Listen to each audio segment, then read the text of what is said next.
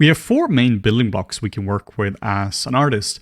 These are going to be the skeleton, the muscles, the fat, and the skin. And out of these building blocks, we can create really any character we want. You can almost think about this as a slider in a game where you have a character creator, where you have first the length of the bones. That's going to determine the main proportions of the character. Imagine if the femur here, the thigh bone, was twice the length.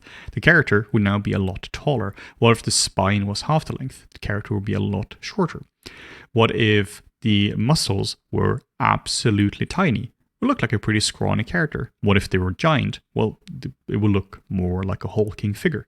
What if the fat pads were absolutely massive? It would look like an overweight character. And what if they were barely in a fat pad to speak of? It would look like a very skinny character. And what if the skin is very elastic? It would look like a very young character. And what if it's not elastic and it's saggy? It would look like a very old character. Combining these four elements into one, you can really create any character you need. But the important part is that you need to build them step by step. You can't just move into any one of them arbitrarily. You have to start off with the skeleton.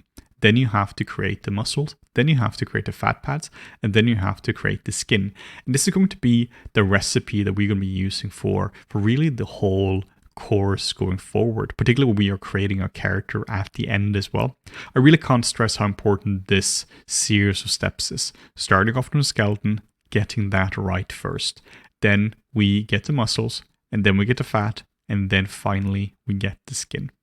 The skeleton is really the foundation of our entire character. Like mentioned just before, it really determines the main proportions. The length and size of the bones is going really to determine what the character looks like. If we were to reduce everything else, take away everything else, you're still left with a pretty human looking figure when it comes to our skeleton. If you were to take away the skeleton, for instance, and you only had muscle, it would just be like some goo lying on the ground. Same with the fat, just some goo. Same with the skin, just like a little gooey thing on the ground. But this looks like a person. Looks like a pretty weird person, but still looks fundamentally like a person. If you don't know anything else about anatomy, but you know the skeleton, you can still create a pretty convincing figure. If you just were to take the main proportions we have here and just kind of fill them in, just kind of add some tubes around. Basically just going over the whole thing without really knowing anything about anatomy in this case, in terms of the muscles and fat and the skin, just kind of just working over what we're seeing here, you'll be left with a pretty human looking figure. And that would be a pretty good starting point, to be perfectly honest. So the bones are really, really important. We are, of course, going to go more in depth into the bones in later chapters. So the bones, the foundation for everything. You're going to keep hearing me say the sentence, get the bones right and everything else will follow, throughout the whole course. And the more you learn about anatomy, the more true that becomes. If you want to learn advanced anatomy, for instance, one of the things they're going to be talking about is going to be the bones. A lot of beginners, they focus very much on the muscles, the specific shapes and the origin and insertion, all that of the muscles. But the more you learn about anatomy, the more it boils down to getting the bones right.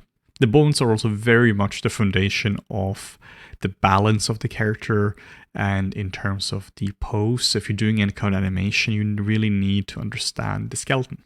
That said, of course the muscles are important. The muscles are also incredibly important. When you have the skeleton, you basically have the structure for the character, but the muscles are the elements that allow you to actually move. Now, this looks incredibly complicated, but don't worry about that. We are going to break this down into simple volumes that we can actually understand. There are an untold amount of muscles in the human body, and in order to actually learn how to use anatomy as a tool, we have to simplify this down. If you start to memorize every single muscle, it simply will not work. Even in what we're looking at here, there's still things here that is just superfluous stuff you don't really need day to day. So it's really important to simplify down the muscles. As a little teaser for the muscle chapters, muscles can really only do one thing, and that is to contract. So if we were to look at the skeleton again, the way you do muscles here is you simply just go from bone to bone, and then muscles contract. Like, now what I'm doing now isn't really correct anatomy in any sense of the word, but you're just basically just making a string going from one bone to another bone, and then that string gets shorter. That's all muscles are in the simplest way. It's just pieces of string that go from bone to bone, and they will get shorter.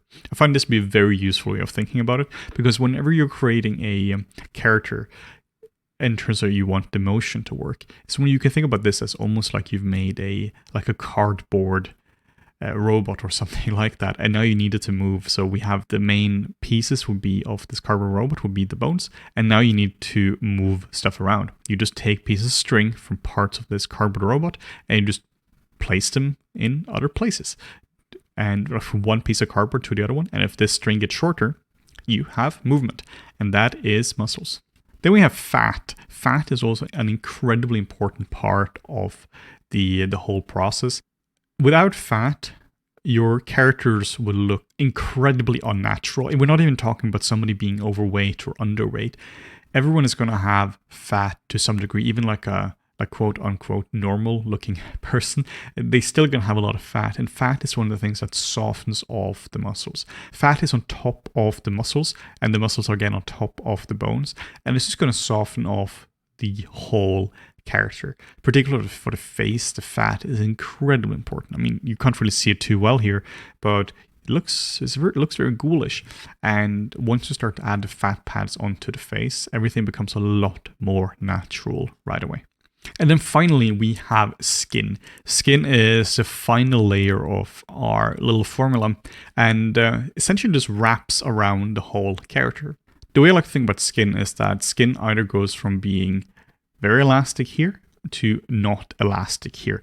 So if it's at this area here and you were to like take your finger here and like pinch it and then just like drag it around, it would just go straight back to where it was. But if it's inelastic over here and you were to do the same thing, you were to like pinch it here and then you like drag it out, it would just kind of flap around. Essentially, this whole thing is aging. So the elasticity of the skin is all down to how young you are. So if you are incredibly young, then you're going to have, like, let's say you're like 2 years old, you're going to have no wrinkles to speak of whatsoever. And the skin is just really elastic. And then if you are like 1,000 years old, then you have really, really wrinkled skin. And one of the main reasons here is the elasticity of the skin simply has gone down.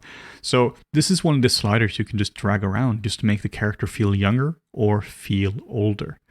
So skin is incredibly important to get right, and it really is the last part of our equation. And the way you would really think about this is, does it wrinkle or does it not wrinkle? And of course, we are going to go more in depth into skin later on. So these are our 4 building blocks. I highly recommend you simply just memorize this. I mean, it's just 4 items, right? It's not a whole lot to memorize.